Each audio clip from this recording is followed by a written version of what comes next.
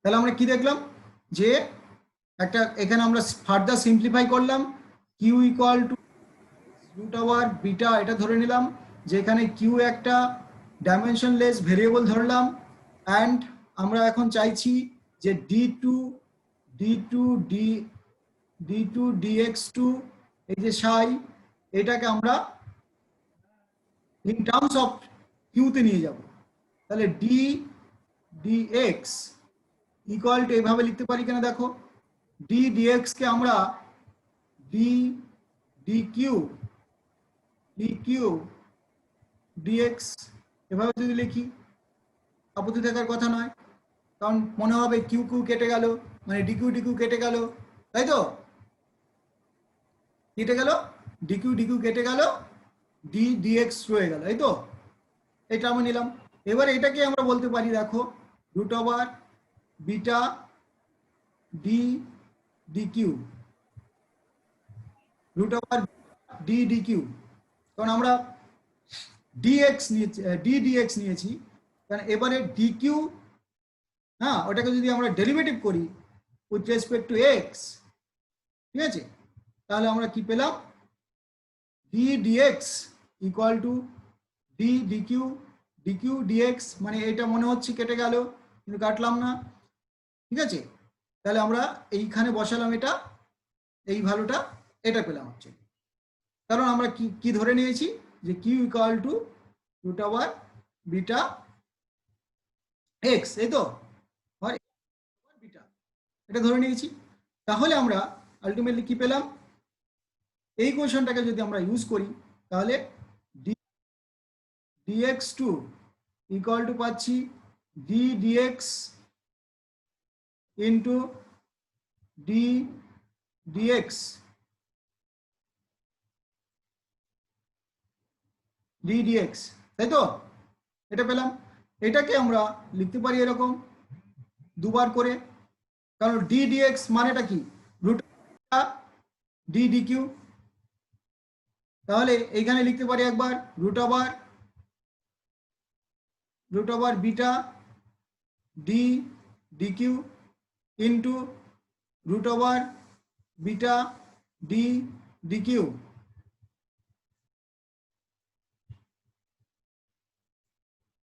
বাকিরা আসেনি,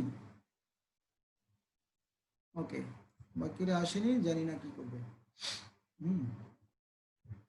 কারণ এইগুলো খুব টাফ ব্যাপার, এগুলো বুঝতে গেলে একটু ধৈর্য ধরতে হবে, অনেকবার প্র্যাকটিস করতে হবে, না হলে হবে না কিন্তু। এটা কি হলো, তাহলে আলটিমেটলি আমাদের এটা অ্যাকচুয়ালি কত হলো, beta D two D Q two, এটা হলো। এবারে আমরা যদি অপারেট করি দেখো D two psi DX two, তাহলে কি হবে, দুই দিকে আমি এবার সাই নিলাম, এদিকেও যদি সাই নেই তাহলে এদিকেও সাই নেব, ঠিক আছে। অর্থাৎ আমরা লিখতে পারি এরকম যে D two psi DX two equal to beta D two psi DQ two, এটা। এবারে আমরা স্ক্রোডিঞ্জার ইকুয়েশনে যে আগের ইকুয়েশনটা ছিল সেই ইকুয়েশনে অর্থাৎ D two psi DX two plus alpha minus beta square X square psi, অর্থাৎ এই ইকুয়েশনটায় আমরা যদি বসাই, কোন ইকুয়েশনটায়, এই যে D two psi DX two plus alpha minus beta square X square psi equal to 0, এই ইকুয়েশনটা যদি বসাই তাহলে আমরা কি পাবো, beta D two psi D Q two plus এখানে কি আছে alpha minus beta square D Q by beta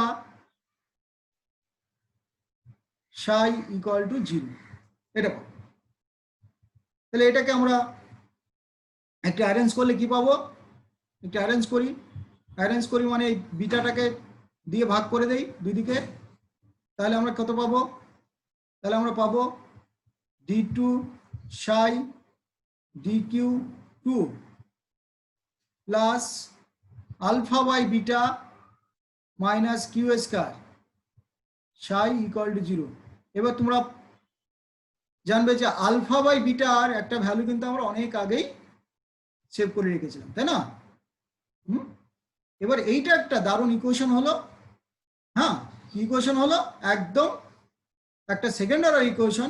ওই ইকুয়েশন হলো যেটার আমরা জাস্ট একটা সিম্পল আমরা সলিউশন, এটা সলিউশনটা কত হয়, সাই ইকুয়াল টু একটা ফাংশন নিলাম কিউ এর function into E to the power minus Q square by 2, এটা হলো তার solution.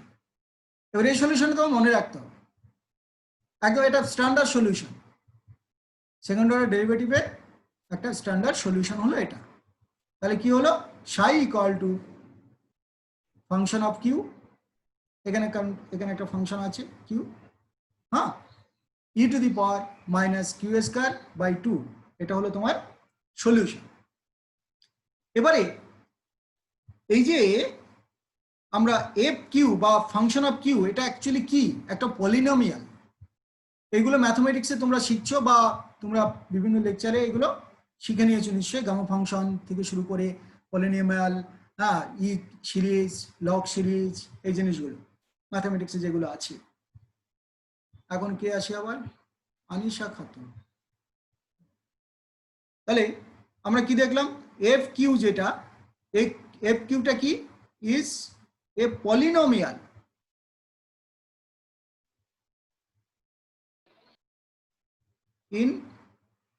in Q that must end after finite number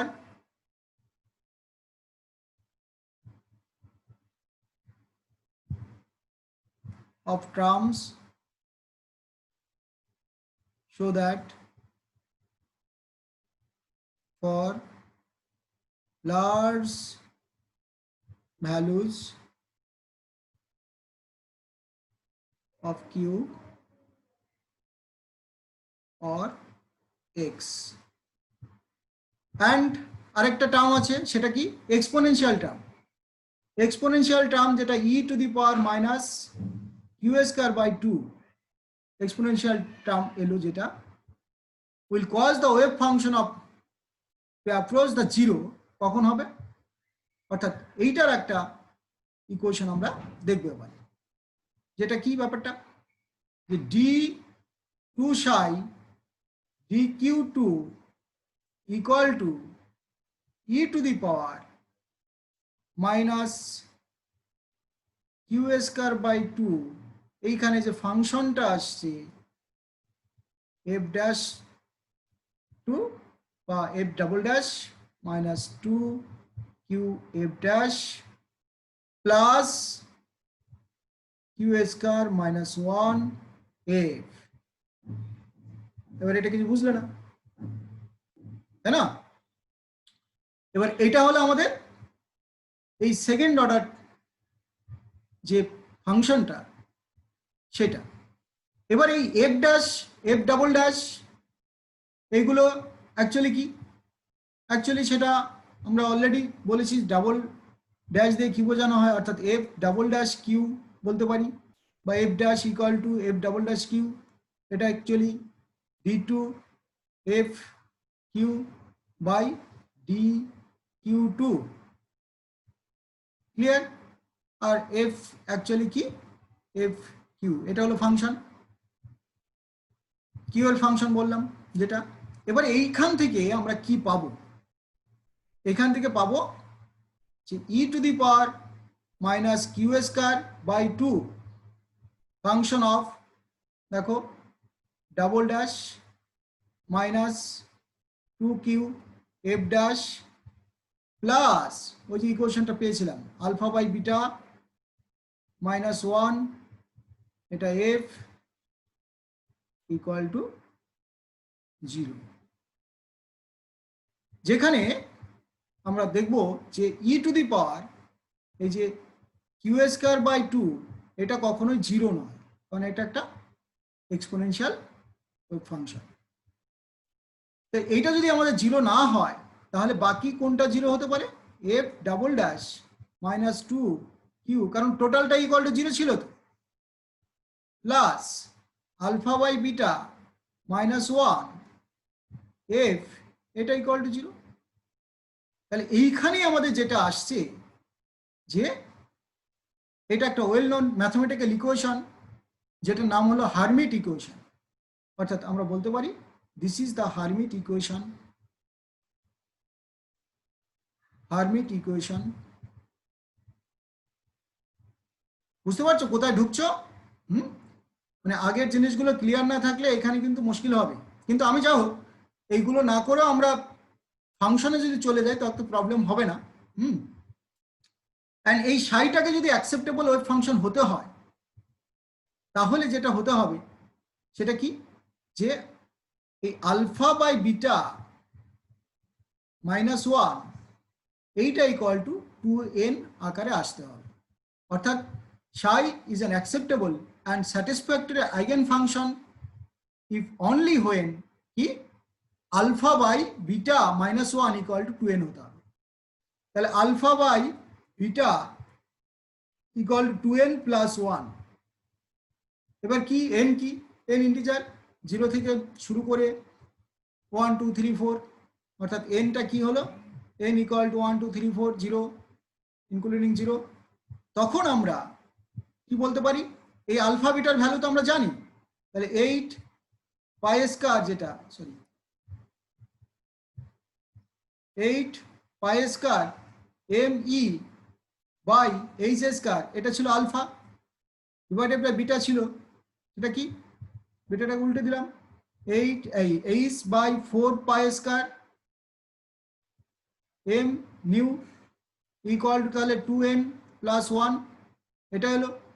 তাহলে এখান থেকে আমরা কি দেখতে পেলাম, এই যে ই যেটা, সেই ইটা কি, ই ইকুয়াল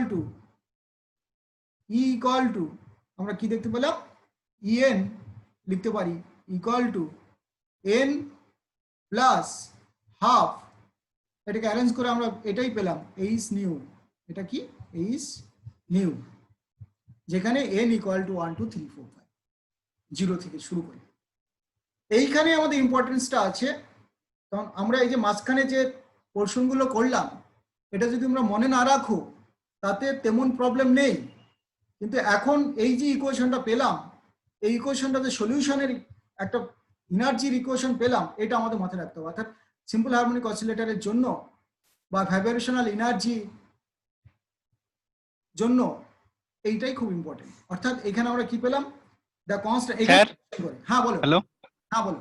স্যার বলছি তাহলে এখানে যদি মানটা একটা হাফ যেটা আসছে, হ্যাঁ, তো আগের দিন যখন আমরা ক্যালকুলেশন করলাম তাহলে ওখানে শুধু এনএইচ মিউ ধরে করলাম কেন? এইচ নিউ করেছিলাম, ইয়েস। হ্যাঁ হ্যাঁ, ওইখানে তো প্রবলেমটা, ওইখানে তো আমরা 0 পয়েন্ট এনার্জি ক্যালকুলেট করতে পারিনি, কারণ ওখানে এন এর ভ্যালু 0 হলে টোটাল এনার্জিটাই 0 হয়ে গেছিল। এখন দেখো, মানে ওর পরেই ডেভেলপমেন্ট হয়েছে। হ্যাঁ অবশ্যই, এটা তো কোয়ান্টাম, পুরোপুরি কোয়ান্টামটা অ্যাপ্লাই করছি না আমরা এবারে, বুঝতে পারলে? ওইখানে আমাদের 0, আচ্ছা স্যার, ওখানে 0 পয়েন্ট এনার্জি মানে হলো পুরোপুরি 0, কারণ সেটা তো সত্যি নয় যে যে কোনো সাবস্ট্যান্সে এনার্জি সে ন্যাচারাল ভাইব্রেশনে আছে তাতে তার এনার্জি 0 হয়ে গেছে, সেটা তো নয়, বুঝলে? যতক্ষণ পর্যন্ত আমরা পারফেক্টলি ক্রিস্টালাইন সলিড সিস না করতে পারছি, ততক্ষণ পর্যন্ত কোনো সাবস্ট্যান্সের এনার্জি 0 হয় না, হতে পারে না। অর্থাৎ এখান থেকে সেটাকে আমরা বলতে পারবো যে energy equal to n plus half h new. এখানে দেখো n এর ভ্যালু যদি আমরা 0 বসাই, তাহলে সঙ্গে সঙ্গে কিন্তু আমরা কি দেখতে পেলাম, যে হাফ এইচ নিউ একটা ভ্যালু থাকছে, তার মানে একটা 0 পয়েন্ট এনার্জি আছে, বুঝতে পারলে? হ্যাঁ স্যার ঠিক আছে। অর্থাৎ the constant n is called vibrational quantum number. তাহলে nটা কি এখানে, এখানে n ইজ দ্য, এইটুকু কিন্তু ইম্পর্টেন্ট, এই যে এখন যেটুকু আমরা করছি, হ্যাঁ এটা থেকে আমাদের কোশ্চেন গুলো থাকবে। আর n is the vibrational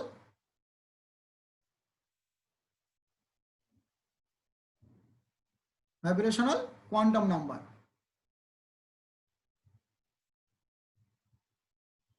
okay, and এটা জেনারেলি আমরা এই এনটাকে কি দিয়ে ডিফাইন করে নেব একটা ভি দিয়ে, তাই না? নিউ নয়, এটা ভি, আমরা ভি লিখলাম, স্মল ভি দিয়ে আমরা ডিফাইন করি। অর্থাৎ এবারে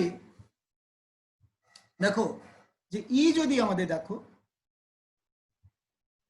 ব্যাপারটা হচ্ছে, এবার যদি এটা 3 ডাইমেনশন হয়,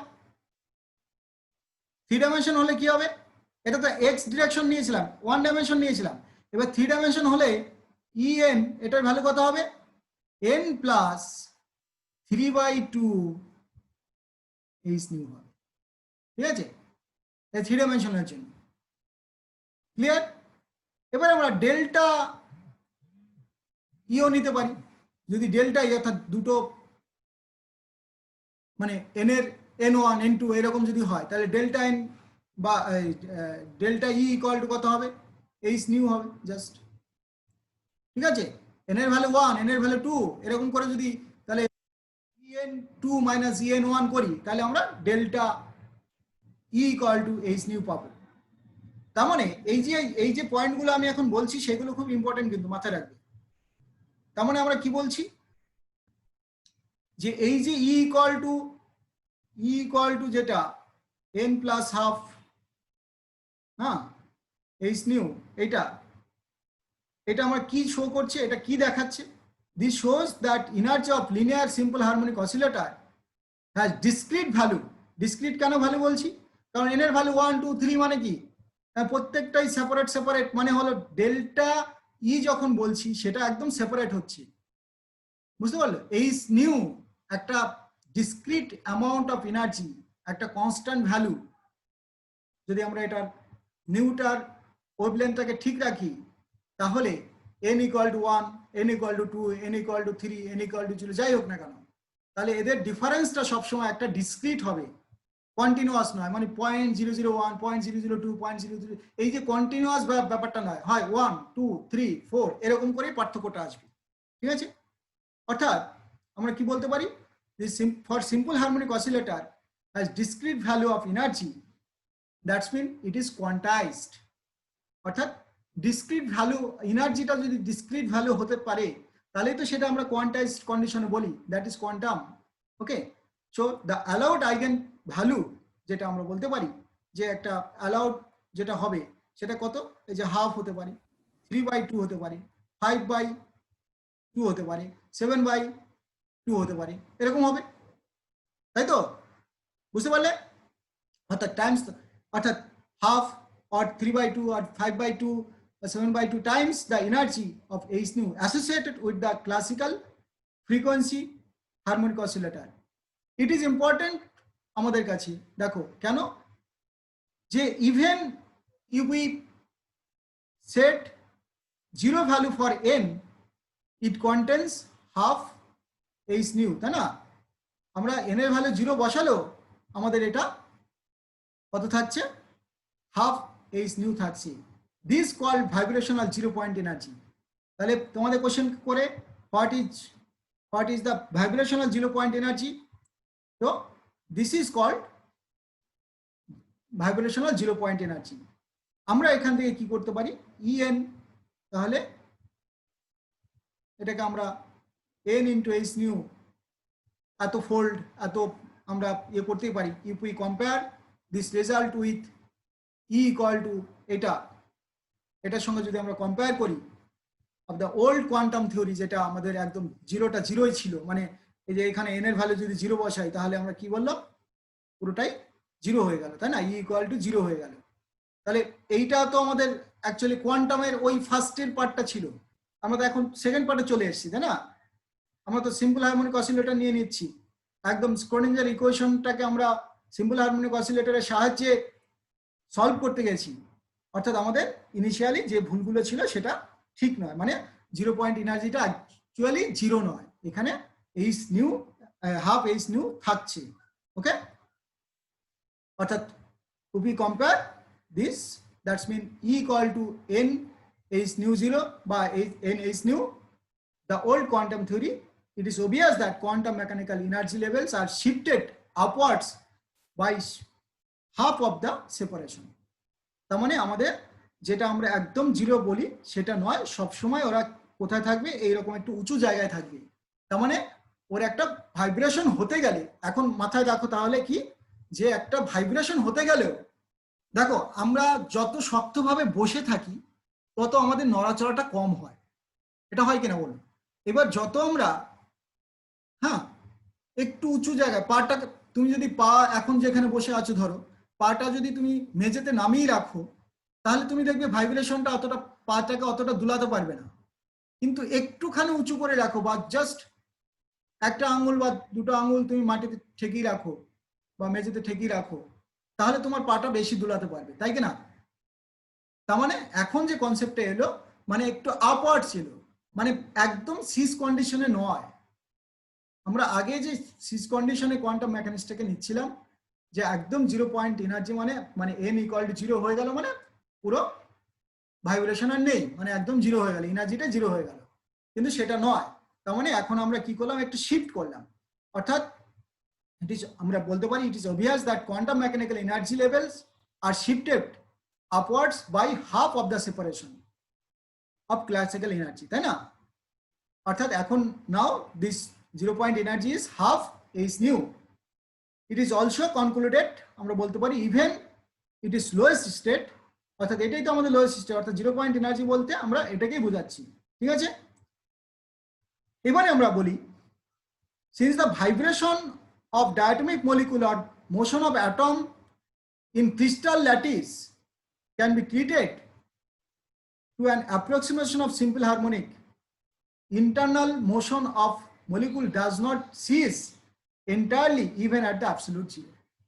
অর্থাৎ আমরা এখন এই কথাটা বলতে পারি যে আমরা এই যে আগের দিন যেটা বলেছিলাম যে একদম জিরোতে চলে গেলে ক্রিস্টালাইন এর জন্য একদম 0 হয়ে যাবে, এখন আমরা সেটাকে বলতে পারি কি, যে vibrational diatomic molecule or motion দেখো of atoms in crystalline lattice can be treated as an approximation as simple harmonic oscillator.